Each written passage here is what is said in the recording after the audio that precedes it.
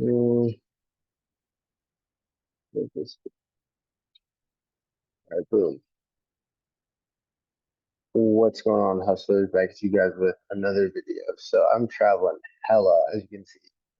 Literally just like in the airport, just studying it right now, but I'm getting this content out for you guys. So today, we're gonna be discussing this. Everything I learned from day one of the DLA Land and Maritime Training Knowledge and Opportunities seminar. So if you notice, I got the DLA hat, and I'm bringing you guys the best information in the game. Somebody doesn't have one of these, you got to legit check everything they're saying. I went there. I went to the lion's den. I got a straight, everything I'm telling you, I got a straight from the horse's mouth. Visitor pass and everything. They were checking your boy's ID, asking me if I had guns in the cars. I was through the gate. I was there, bro. They fuck with me in the hood. Look, I even got the drip on. Like you can't get this. Anyways, so breakdown of everything from day one. I'm just gonna rip through this really quickly, just that way I can give you guys some information. I learned some new stuff, cleaned up some old information that I had that wasn't. It was like kind of iffy. One thing I want to preface though, it's such a big industry that even like people working at DLA, like we would ask them questions, they'd be like, "Listen, I'm on the post award side. Like you'd have to talk to somebody who's pre-award."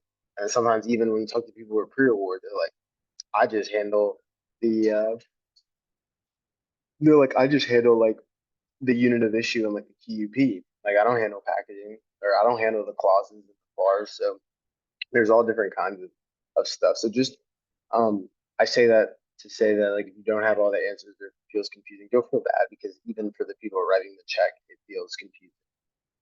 So let's get into it. So DLA Troop Support, they primarily provide textiles and individual hardware. It's going to be your toothbrushes, your underwear, your boots, all that good stuff. Maritime, land and maritime, which is where I was. They're going to primarily do your spare parts for the Army and the Navy. DLA Aviation, they're going to do your repair parts for the aircraft and nuclear systems. And then DLA Distribution, they're going to be handling your storage and distribution solutions. So if you're trying to do like logistics or anything like that, you're going to want to get in with DLA Distribution. So this $30 billion number here, that's the revenue for what they sold amongst all the divisions. Because remember, DLA is a wholesaler, so in fiscal year 2023, they did 30 billion years, $30 billion, not years. Um, and then remember, April as of April 4th, 2022, DUNS has changed to UEI, so that's what you get instead of a DUNS number when you register with them. Your SBA profile, you want to update with the performance history and the NAICS codes, keep it current. And then you also want to list the highest contracts you've done and the lowest contracts you've done, whether that be commercial or government, just to show the range of your capabilities. Now, one thing that I want to touch on, and I actually heard this straight from the horse's mouth from DLA. Her name is Chrissy. Shout out Chrissy. She literally runs dibs, like she oversees dibs and like all of that, the automated system straight from the horse's mouth. And you'll see this later on in the notes. Based on the updates they did April 30th, they literally don't even care about these codes. She literally said, "We're not even looking at these codes. So don't let these other gurus fool you." Get it from the horse's mouth. I even got a pullover. If you look on my Instagram, I posted it. I even got like a pullover, got it straight from the gift shop. I'm getting all this information straight from the horse's mouth. So, I actually found out how to access Spurs scores, which I might get to later in these notes, or it might be in the day two video.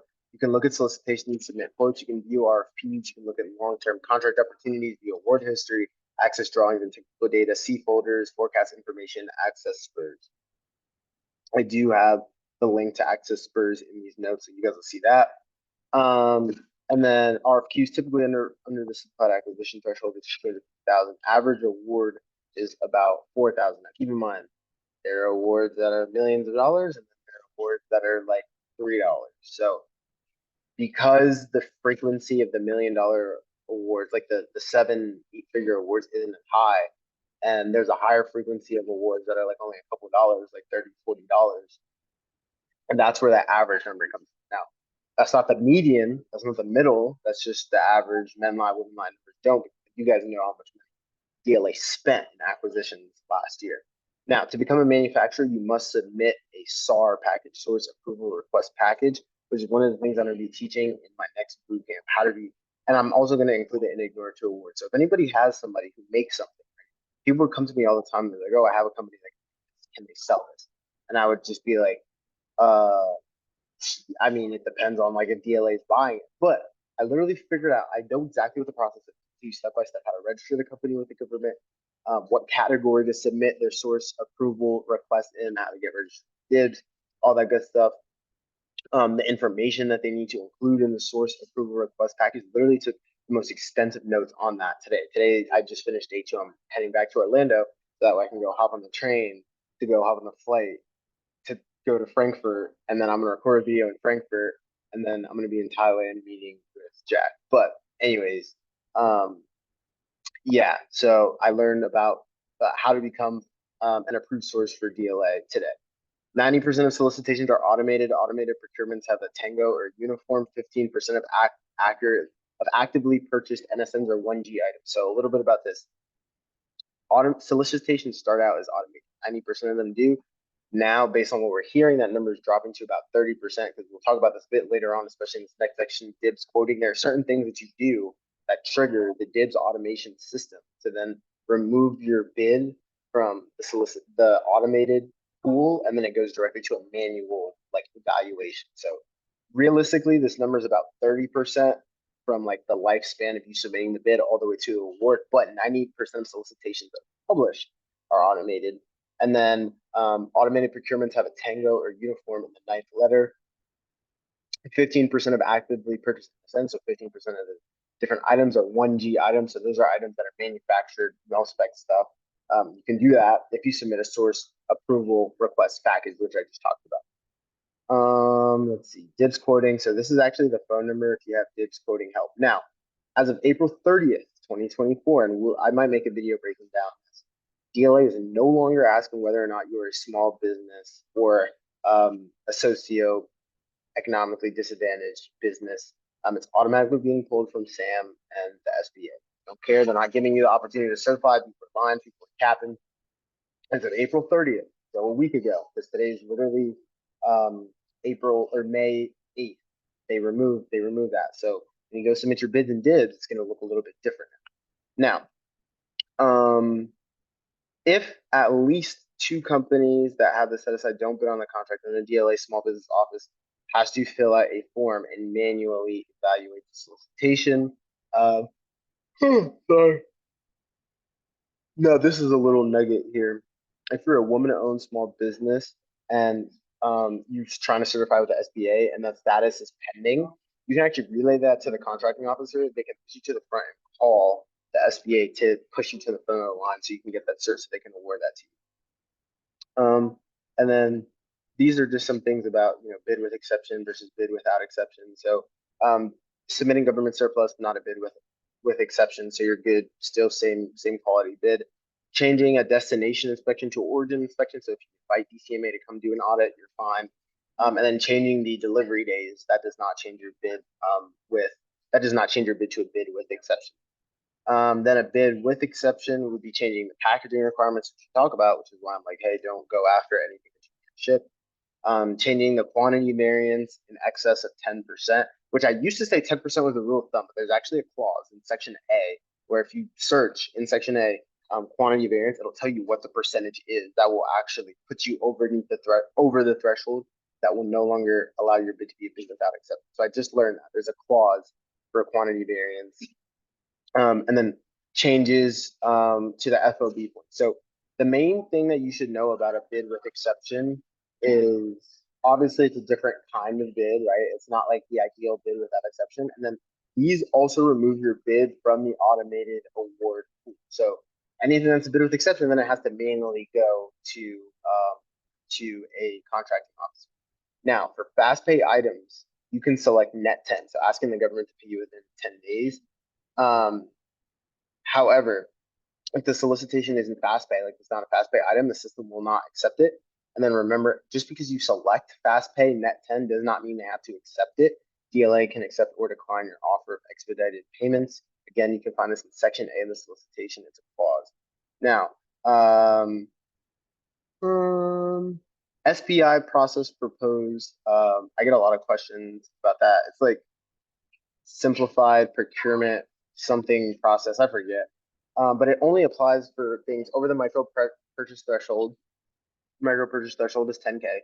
So just remember micro purchase 10K, simplified acquisition threshold 250K, and then mil spec parts. So anything that's more than 10K and is a mil spec part is the only time you're going to have an SPI process applicable.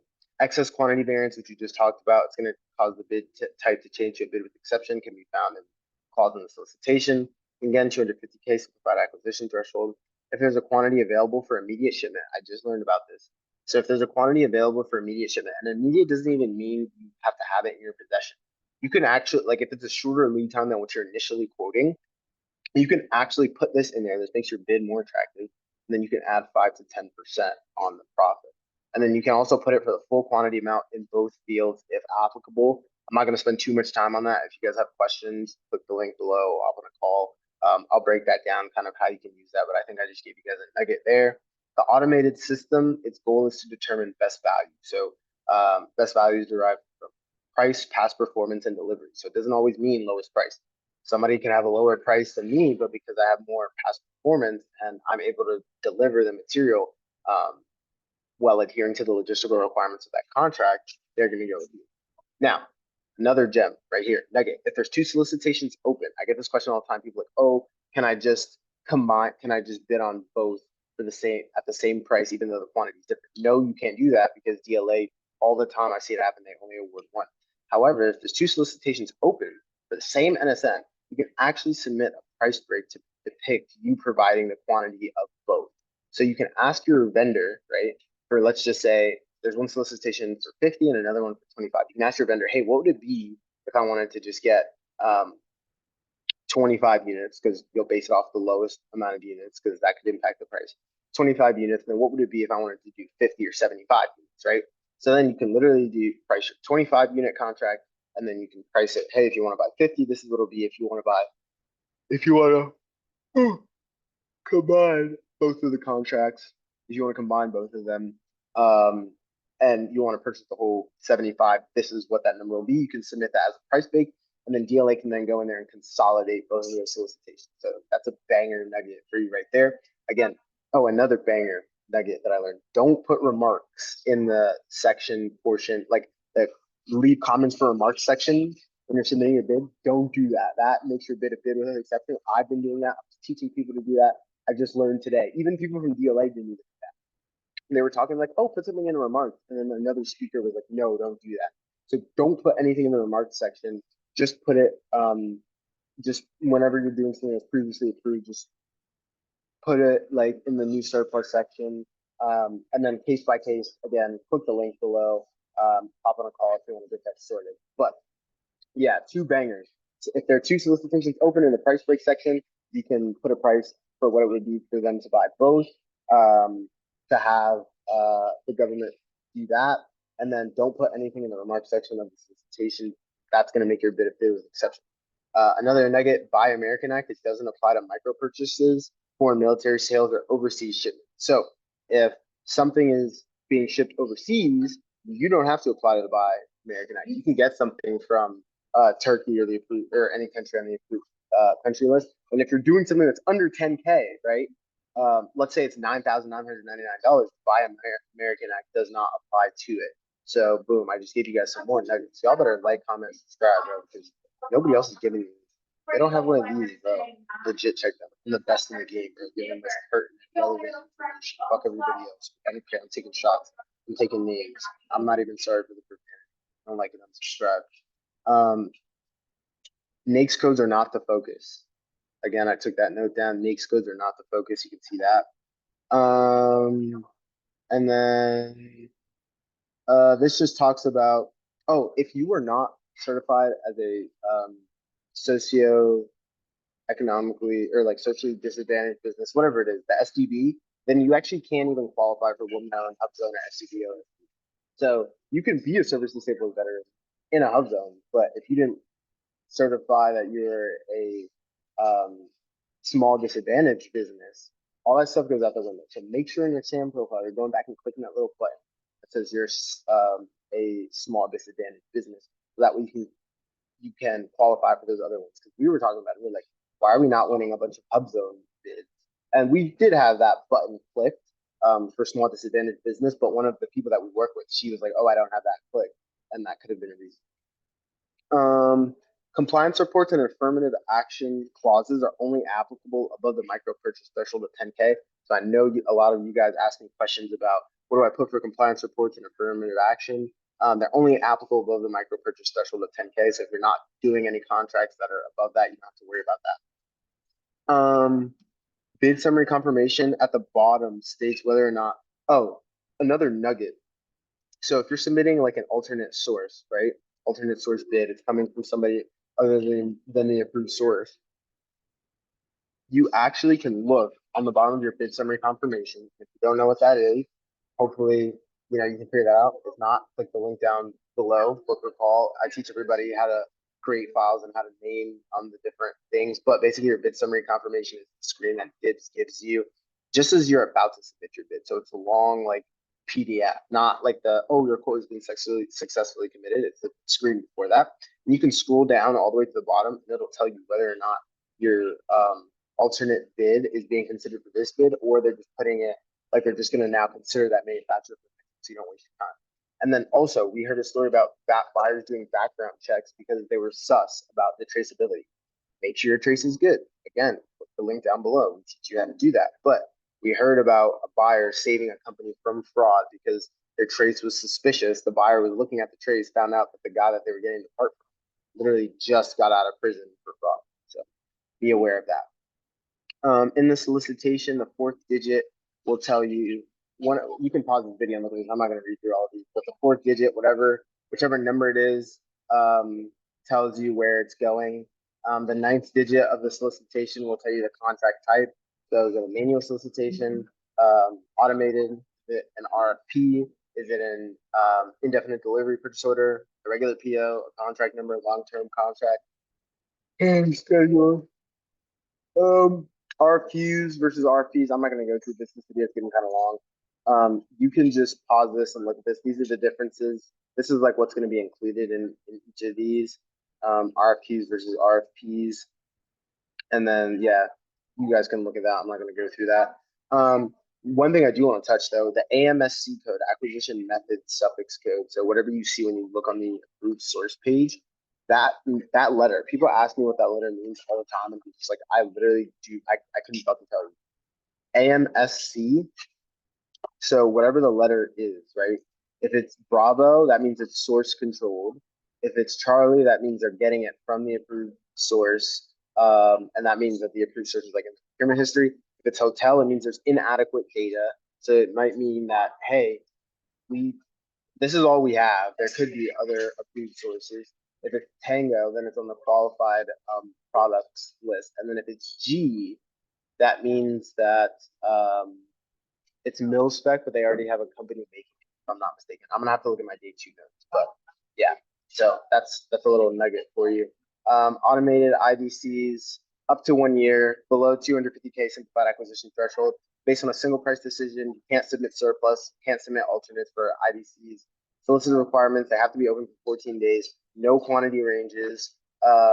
Guaranteed contract minimum is a percentage of the annual forecasted quantity. And typically with these, right? So let's just say the government's going to buy it. They say they're going to ask for 100 units at most.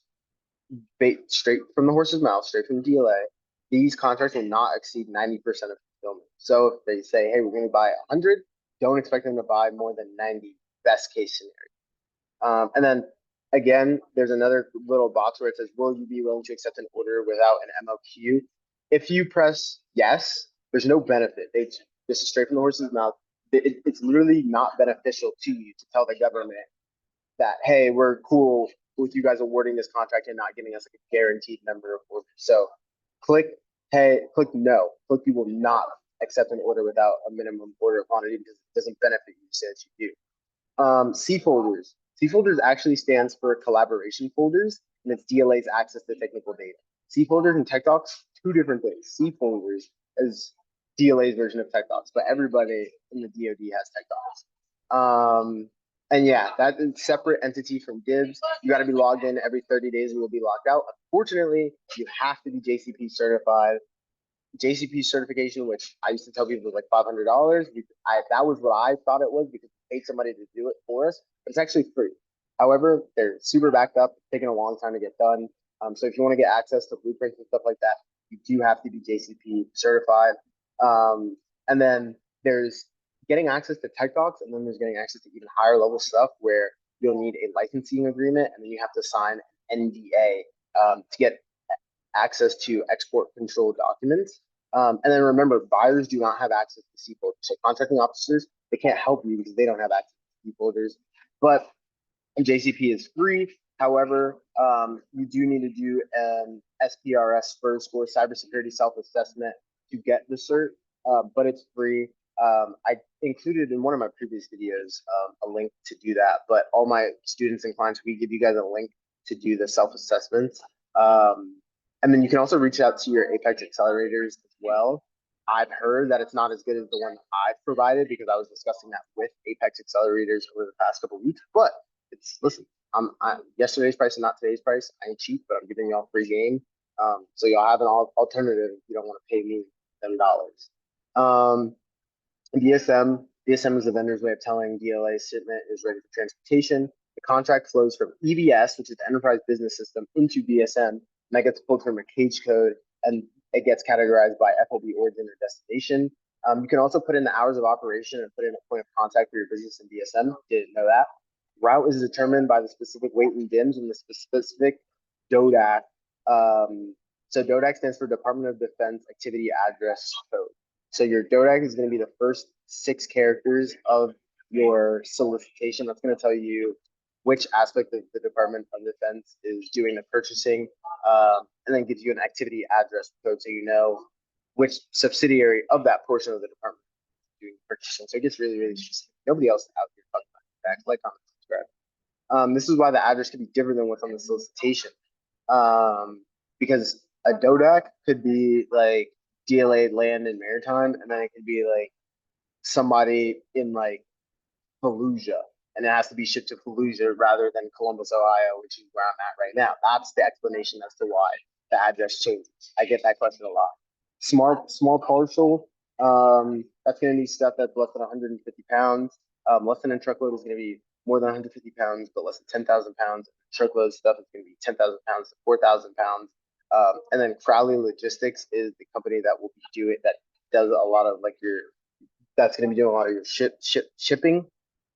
Fun fact: if the shipment is ready on or by, which they should say before the shipment date, if it's like input into BSM before the shipment date or on the date that you're supposed to ship it, it's considered on time. I usually think if it wasn't in their hands, but according to DLA, straight from the horse's mouth, the BSM lady, as long as it's, and I forget her name, but I have a picture of her contact info, which everybody who attends next month's or the next boot camp that we do for the end of the summer, you guys are going to get access to all of the contact information I received from the seminar. Yeah, and Estes and Crowley are going to be the ones that handle the truckload shipments.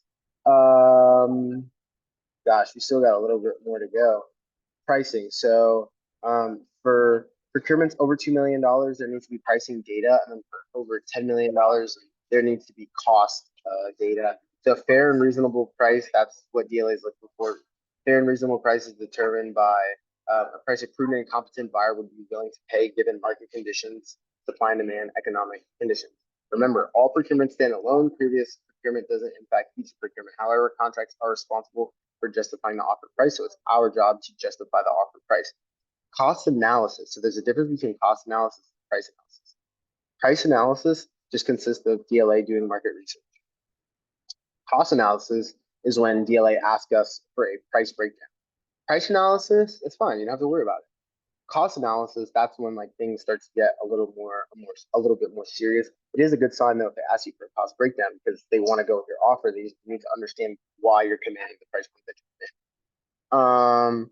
And then yeah, that's the difference right here. Price analysis is a comparison.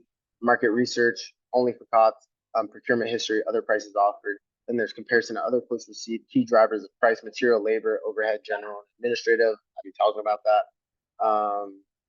And then the producer price index is actually what's used for DLA making their determination on how much money they're willing to pay for something year over year. I initially heard it was 3 to 5%. That's what I used to teach. That's what I used to think. But the producer price index is what's used for inflation when determining the costs. So basically, whatever the change in inflation is from the year that something was last procured, you can just look at that till now and compare that to now. Whatever that difference is, then you can add that. So that should help you guys a little bit with pricing. Um, let's see, packaging. You guys can pause this. I'm not gonna go through all of this. You guys can pause this. But yeah, so that's pretty much my breakdown of all of the day one of the DLA Land and Maritime Trading Knowledge Opportunities seminar. So that is that. Like, comment, subscribe. Hit me up on Instagram if you guys have any questions. I'm going to be in Thailand. So if I'm not responding or if I'm responding super late or super early in the morning, that's why. Hit me on Instagram for my free PDF. Click the link in the bio to hop on my calendar, big time to speak with me. Thank you so much for tuning in, hustlers. Not only am I looking forward to your success, I'm sure of it.